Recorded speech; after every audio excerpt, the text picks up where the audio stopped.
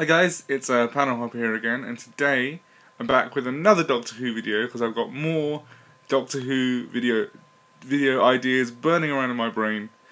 So I think I'm going to make quite a few more of them because I like this. I like this regular Doctor Who thing we seem to be building towards now. Anyway, the point of this video is I've been thinking a lot about Doctor Who in its expanded media, and also about the beginning of the show, or the beginning of the show's revival in 2005, and how very little of that era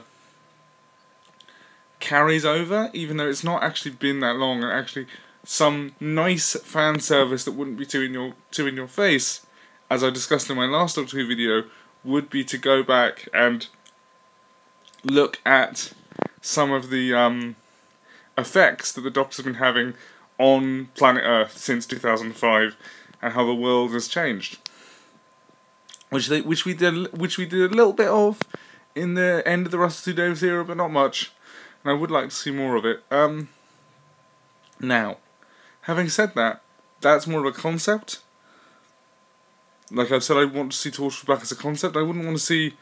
I would want to see Captain Jack and Torchwood back, but I wouldn't want to see Torchwood the show come back. And likewise, I wouldn't want to see individuals come back or something like that, because that would be weird.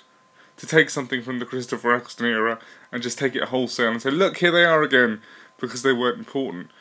So I think, with that in mind, we're going to move on to the worst ancillary media and the worst revival of a companion that I've ever heard of, and that is Doctor Who, Prisoners of Time, the 50th anniversary comic published by IDW Publishing in 2013. Now, it was published, I think, before Day of the Doctor was released, so it doesn't feature the War Doctor, but it does feature all 11 Doctors confronting a mysterious enemy who's stealing all of their companions from time and space and storing them somewhere with the help of the Master.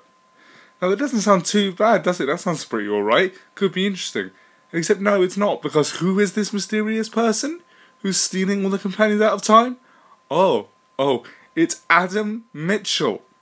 You know, Adam, that guy who got a hole in his brain in a two-episode arc of the Christopher Eccleston series.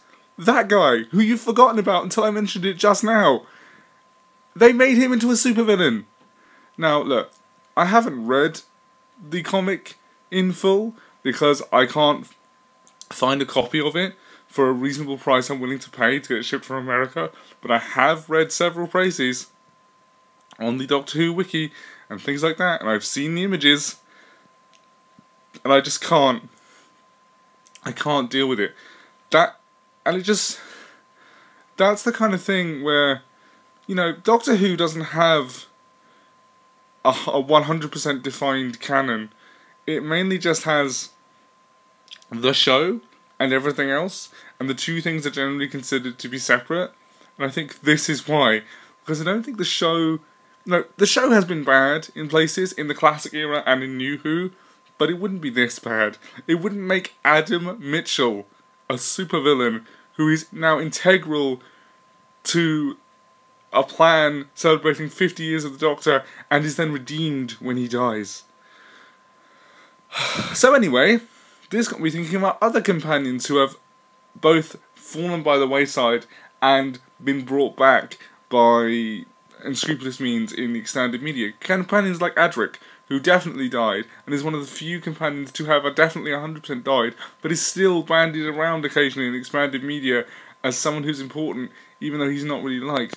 And what I want to know, and particularly from you guys in the audience if you're watching, I'm on a quest now to find the worst, or what you guys consider the worst, Doctor Who expanded media.